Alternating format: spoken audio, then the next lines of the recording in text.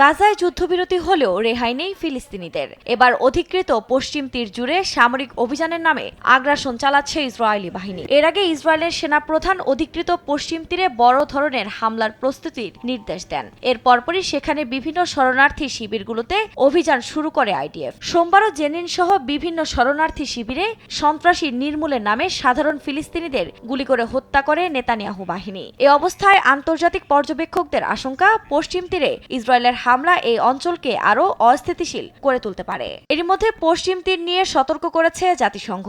এতে বলা হয়, অবৈধ ইসরায়েলি বসতিগুলো হওয়ায় ফিলিস্তিনিরা চলাচলে স্বাধীনতা হারাচ্ছে।